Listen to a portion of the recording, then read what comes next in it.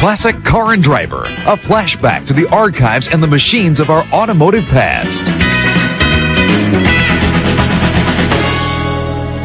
There are some interesting times recorded in these pages, times when the horsepower fanatics got control and turned something really wild loose among the public.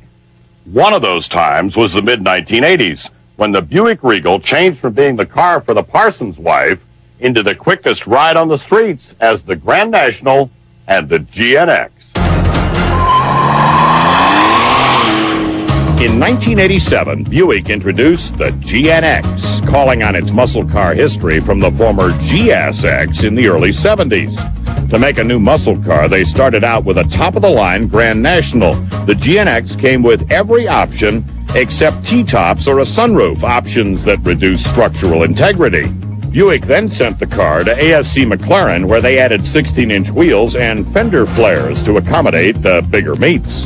The GNX also got fender vents to help cool the engine compartment, and it came in any color you wanted as long as it was black. All black. Very black. On the inside, the GNX displayed its production number on a plaque mounted on the glove box, and there's enough room for the driver and 3 of his enthusiast friends. The dash has a full array of Stewart Warner gauges, and the power is transferred through a 4-speed automatic. But to be a muscle car, the GNX needed big power, and the days of monster cubic-inch motors were over. The 70s strangled horsepower out of the big displacement engines, and turbocharging emerged with Buick in this kind of car as a way to get back to the horsepower that the enthusiasts love. Under the hood is a V6, just 3.8 liters, but it was force-fed to 16 PSI by an intercooled turbo. Standard Grand National standard horsepower rating was 245 horsepower. This one was rated at 276 from the factory, but most of the testing done on it was closer to the 300 level. 300 horses gave the GNX a 0 to 60 time of 4.6 seconds.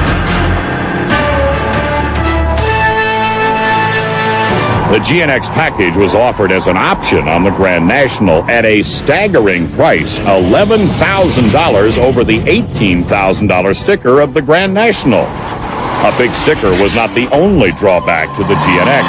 It was one of the fastest cars of the day in a straight line. But even with an upgraded suspension, the GNX was not a great handler.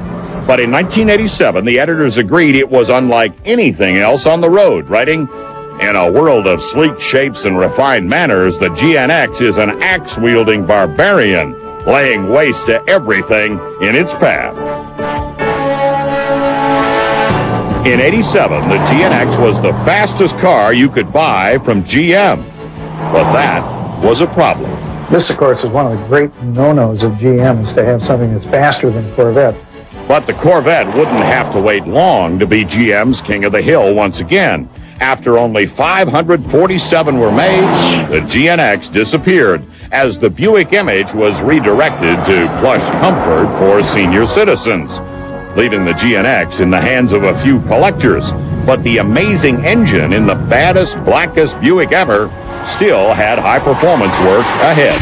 It ended up in the 25th anniversary Trans Am in a special run of cars. It ended up in the Cyclone and the Typhoon.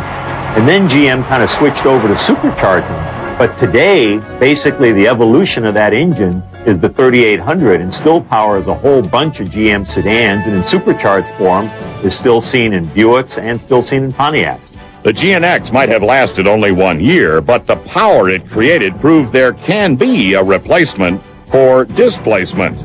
A solution that foretold the future while making the GNX classic car and driver.